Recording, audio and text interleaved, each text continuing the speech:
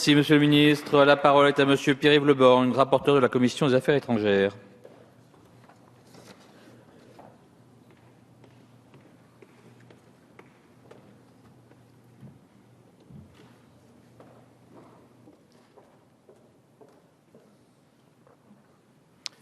Monsieur le Président, Monsieur le Ministre, chers collègues, si peu nombreux malheureusement à cette heure du débat, dans un an exactement se tiendra la conférence Paris Climat 2015.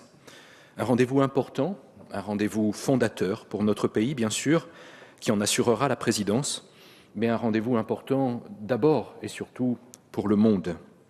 Le monde qu'il s'agit de préserver d'une catastrophe annoncée, si par malheur la communauté internationale, mobilisée depuis plus de 20 ans, ne parvenait pas à réduire la hausse redoutée de la température terrestre de 5 à 6 degrés d'ici à la fin du siècle. Rarement une conférence internationale n'aura revêtu autant d'enjeux. Comme exprimait le secrétaire général des Nations Unies dans une formule très appropriée lors du sommet sur le climat à New York le 23 septembre dernier, à Paris en 2015, il n'y aura pas de plan B, tout simplement parce qu'il n'existe aucune planète B. Nous avons une obligation impérieuse de résultats au nom même de l'avenir de l'humanité. En 1990, un premier rapport du groupe d'experts intergouvernemental sur l'évolution du climat, le GIEC, a conclu à une augmentation de la température terrestre et à un changement climatique sous l'effet de la concentration dans l'atmosphère, en raison des activités humaines, de différents gaz à effet de serre. Et depuis lors, 4 autres rapports successifs, le dernier en date de septembre 2014, ont confirmé ce lien et affirmé la nécessité de limiter le volume d'émissions des gaz à effet de serre pour maintenir à 2 degrés le niveau de l'augmentation de la température terrestre par rapport à l'ère pré-industrielle, de manière à éviter que les changements ne deviennent incontrôlables et ne menacent à terme l'habitabilité de notre planète.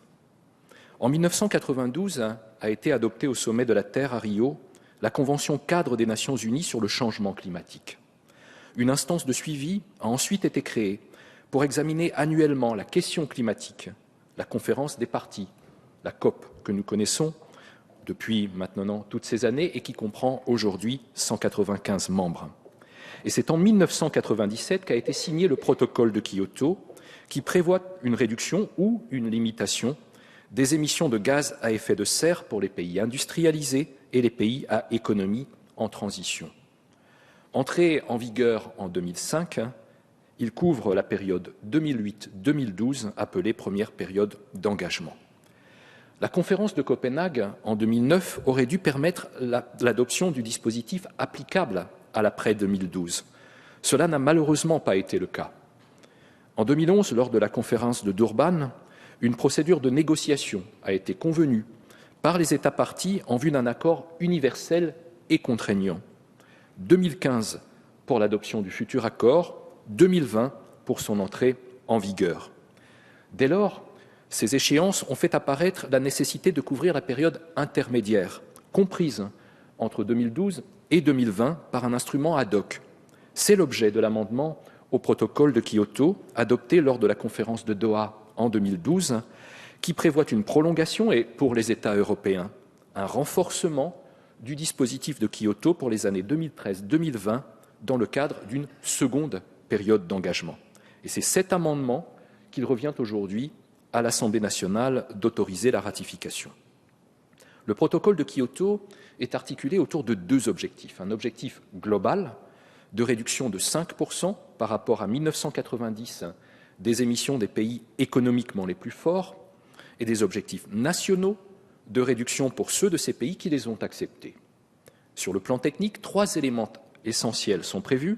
Une liste des gaz à effet de serre concernés, un recensement des sources d'émissions et des mécanismes de flexibilité permettant aux pays d'atteindre plus facilement leurs objectifs. L'amendement au protocole prolonge pour les années 2013 à 2020 les obligations des États couverts par les engagements de réduction ou de limitation des émissions de gaz à effet de serre. De même que pour la première période, les objectifs chiffrés sont à 2 niveaux, avec un objectif global de moins 18% pour les émissions des pays industrialisés, toujours par rapport à l'année 1990, et de nouveaux engagements pour 38 pays. Et pour l'Union européenne et ses 28 États membres, la réduction des émissions est de 20%, conformément à l'objectif défini par le paquet énergie-climat de 2008. Outre les États-Unis qui n'avaient pas ratifié le protocole de Kyoto et le Canada qui s'en est retiré il y a 2 ans, plusieurs États n'ont pas souhaité s'engager dans une seconde période, notamment la Russie, le Japon et la Nouvelle-Zélande.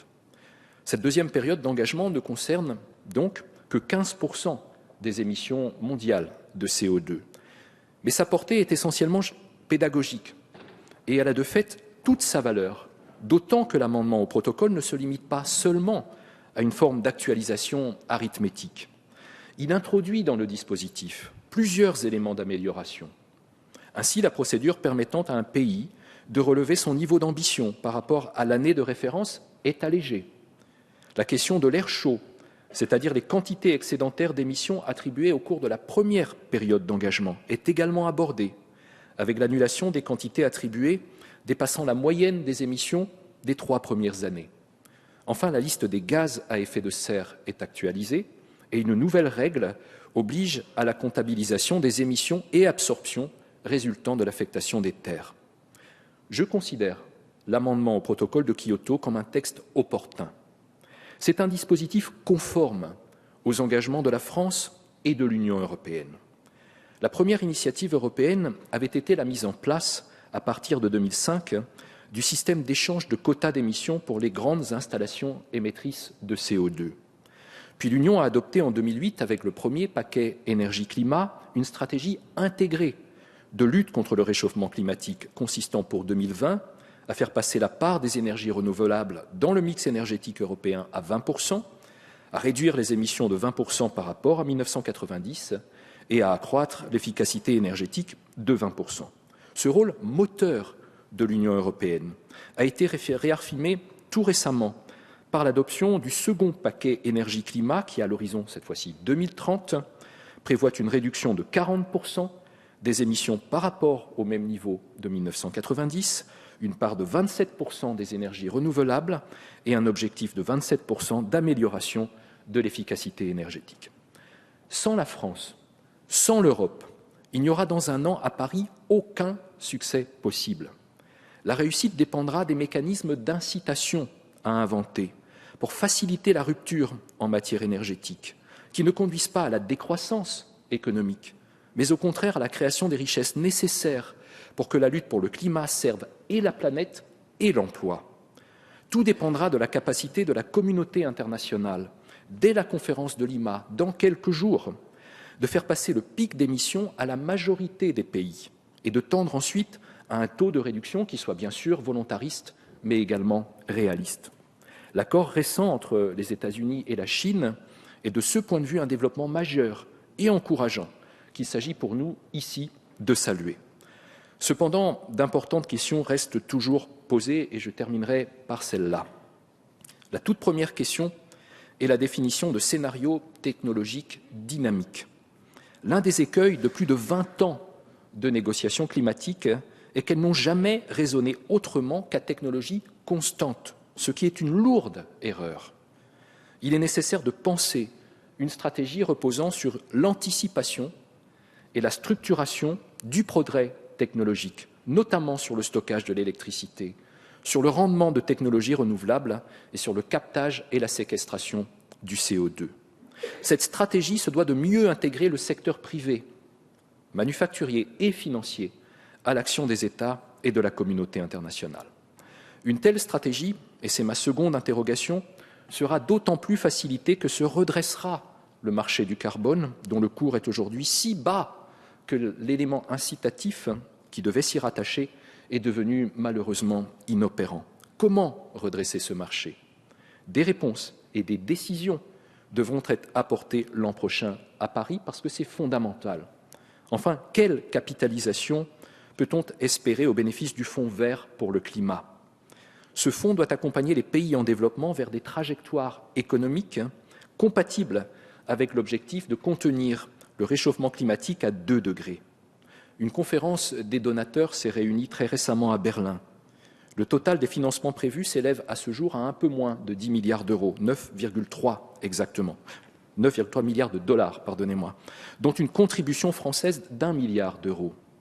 Mais cela reste encore en dessous des 10 à 15 milliards de dollars considérés comme nécessaires pour le financement initial du fonds, le plan étant à l'origine de tendre à 100 milliards de dollars par an à l'horizon 2020. Voilà, Monsieur le Président, chers collègues, les éléments, mais aussi le contexte de l'amendement au protocole de Kyoto, dont je recommande, comme rapporteur, à l'Assemblée nationale d'autoriser la ratification. Merci. Merci.